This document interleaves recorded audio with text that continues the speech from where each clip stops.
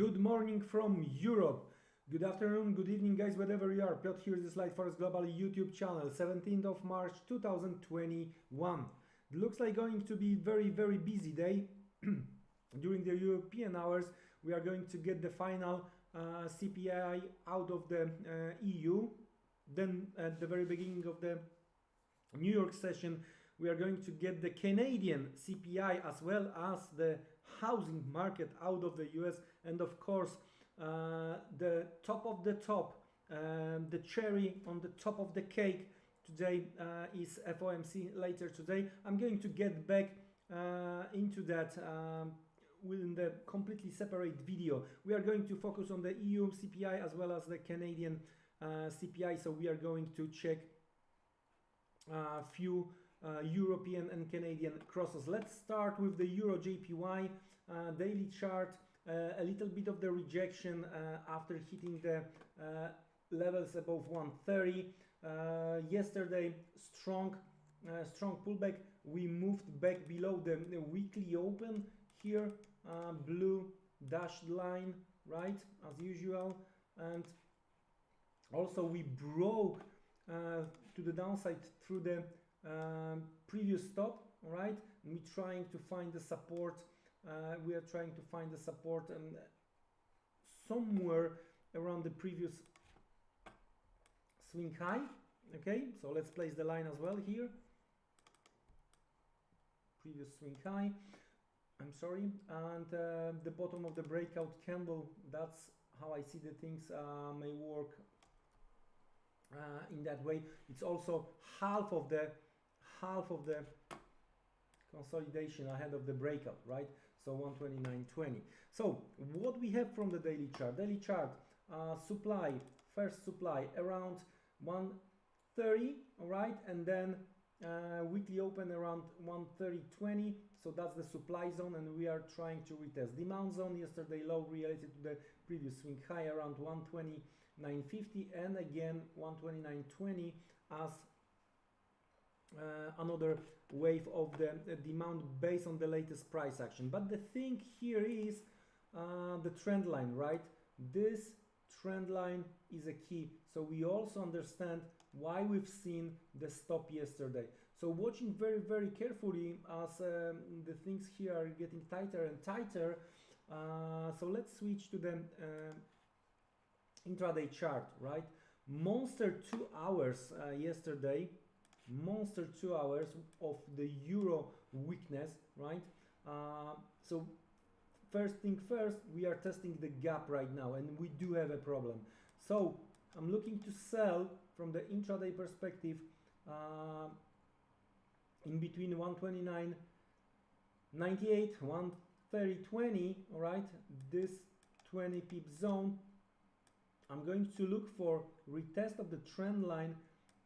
First target is going to be 29.50, second target 21.20 with the very tight stop above the weekly open.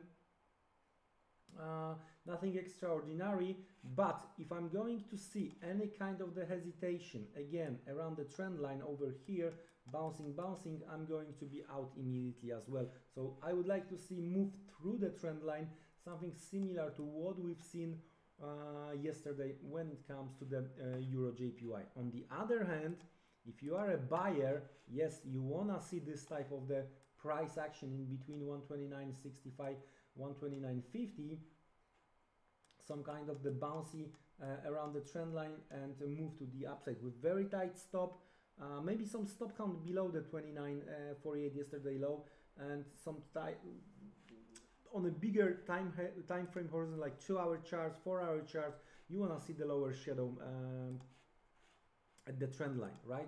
So that's how I see the things related to the EURJPY ahead of the EU CPI. Another European cross is Euro-Australian dollar. We are discussing this. We are testing demand zone based on what we've seen here. On the other hand, those two upper shadows, Monday, Tuesday, and we are fighting around the weekly open. So what I'm gonna do, I'm going to place the weekly open line over here, all right? I'm going to switch to intraday chart here okay, and I'm going to look for the buying possibility on the move above 54, move above weekly open with the close above, right? If that's going to happen, right, like this, then I'm going to look to buy around 53.80 with the first target around 54.50, and then a little bit higher. Of course, move down below 53.70, 53.60 might reopen much lower levels. I'm quite bullish on that from the intraday perspective, if we are going to get the close above the weekly open, right? So that's the things related to the EU data. I'm going to get back to you within few seconds after the advert.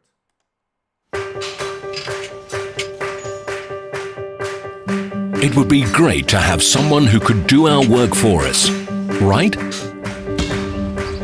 Someone to prevent us from making mistakes.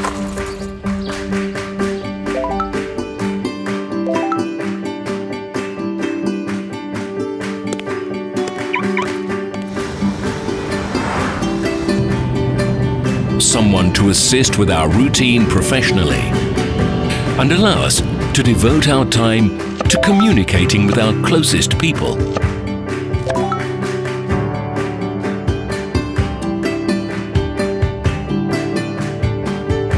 If only we could get results without wasting our time for nothing. Unfortunately, it's impossible in real life. But wait, Liteforex social trading. Spend your time doing what really matters to you.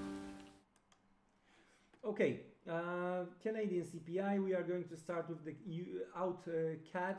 Finally, after hitting levels close to parity, strong rejection, fifth wave is going on. Now, we are testing the top of the pre-breakout consolidation, all right?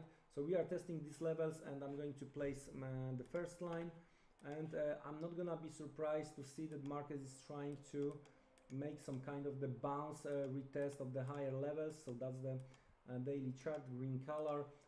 So we are approaching 96 level, and I do believe that it could work out as some kind of the demand level, and we might going to see some kind of the bounce. How high can we go? Well, the first supply I see on the daily chart is here around 96.80, but cannot rule it out. Attempt to go a little bit higher, and we have two lower shadows very nicely done here around 97.25. So I would prefer selling rallies towards 97.25, and I do believe that market may want to hold this swing high, and there is one more selling level if we are going to finish the business around the swing high. So first selling level 97.25, and the second, eventually I'm going to scale in around 97.80 with the stop above 98.20, and I'm looking for stop count to the downside on the AUDCAD towards these lower shadows towards 94.50.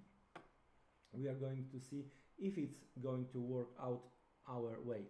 On the other hand, if we are going to the alternative scenario, if we are going to see strong rejection of the 96, if we are going to see monster profit taking, right, some intraday price action like on the early or maybe even lower, attempt to go lower through 96, then building the lower shadow and creating some bullish price action, but eventually only 97.25 or 97.80 as a possible target when it comes to the AUDCAD.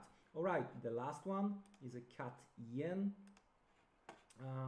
Significant upside move, and we are approaching a very significant level 88 from the weekly chart perspective, so we have to change to the blue line, and that's the retest of this swing high, that's the retest of this previous supply over here, also that's the retest of the 50% or almost 50% of that particular range. So as of now there is still a little bit of the room to the upside, right? When it comes to the downside, if you are still bullish on the CAD yen, then I think in case of the retest of 85.15, 85, this double top over here, or even triple top over here, right? That's the strong demand, and another strong demand I see here a little bit lower, down to 84.30. Let's switch a little bit lower to the daily chart. As you can see, the zone we discussed a second ago on the weekly, especially 84.30, that mid of that pre-breakout range over here, okay? So levels a little bit below 85, down towards 84.30 as a demand zone, strong move to the upside. So for now, rather buying dips than selling rallies, but from the short-term perspective, a rejection around 88 could produce some nice intraday short setup. With that being said, guys, don't be trapped during the European session and at the very beginning of the New York session. I'm going to get back to you with the dollar update around the FOMC later today, related to the FOMC later today. It was my pleasure to prepare this update for you. Have a great trading day. Take care. Goodbye. See you around.